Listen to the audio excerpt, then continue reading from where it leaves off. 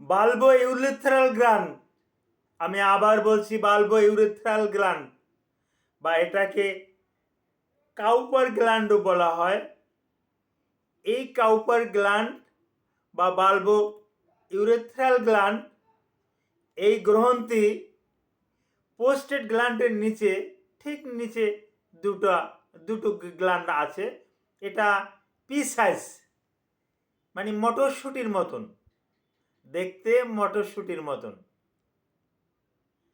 এখন bulbo urethral এর কাজ কি,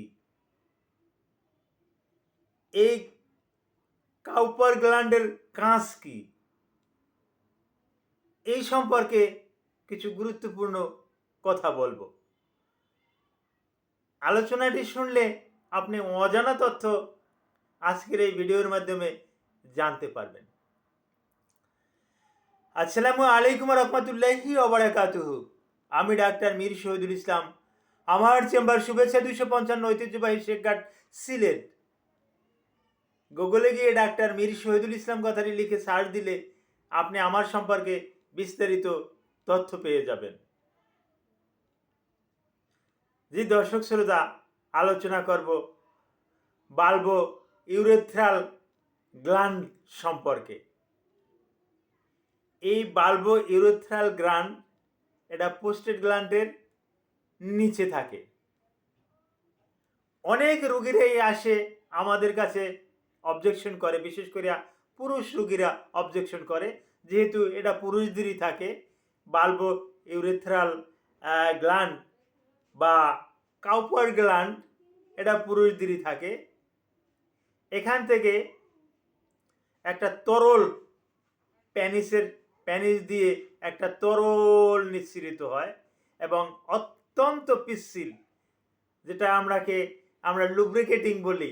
হ্যাঁ, এই মোবিলের থেকেও বেশি বেশি পিচ্ছিল জগতে আমার তো জানা মতে এর থেকে আর ভালো পিচ্ছিল আর নাই।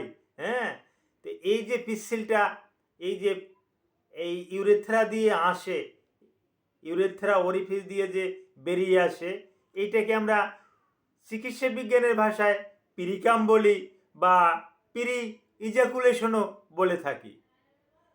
কিন্তু অনেক রুগীরা এসে বলে, স্যার আমরা আমার গার্লফ্রেন্ডের সাথে, আমার ওয়াইফের সাথে তথা কোনো মহিলাদের সাথে একটু রঙ্গরস বা কিছু গুরুত্বপূর্ণ কিছু আলাপ আলোচনা বা উত্তেজিতমূলক কোনো কথা বললে আমার ওই প্যানিসের মাথা দিয়ে, পুরুষাঙ্গের মাথা দিয়ে সাদা সাদা তরল পদার্থ বাহির হইতে থাকে, আর থামে না। পরিদেহের এই প্যান্ট জাঙ্গিয়া এগুলো নষ্ট হয়ে যায়। এটা কি স্যার ভালো না খারাপ? যে ভালো না খারাপ এ ব্যাপারেই আলোচনা করব। এই যে বাল্বো ইউরেথ্রাল গ্ল্যান্ড, এখান থেকে কিন্তু এই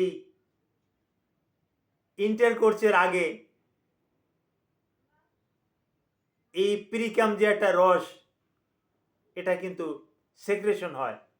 এটা সেক্রেশন হয়ে এই যে ইউরেথ্রাটা আছে, এই জায়গাটা দিয়ে তো আমরা পেশাবও করি। তো পেশাব করলে পেশাবের সাথে তো অনেক ময়লা আবর্জনা, অনেক কিছু জীবাণু থাকে। তো বাল্বো ইউরেথ্রাল থেকে যে এই যে কিউপার গ্ল্যান্ড থেকে যে জুইসটা, যে গ্ল্যান্ড থেকে যে তরলটা নির্গত হয়, এই নির্গত হয়ে এটা কিন্তু ক্ষারীয়। এটা এই ক্ষারীয় হওয়ার পরিপ্রেক্ষিতে এই পথটাকে পরিষ্কার করে দিয়ে যায়।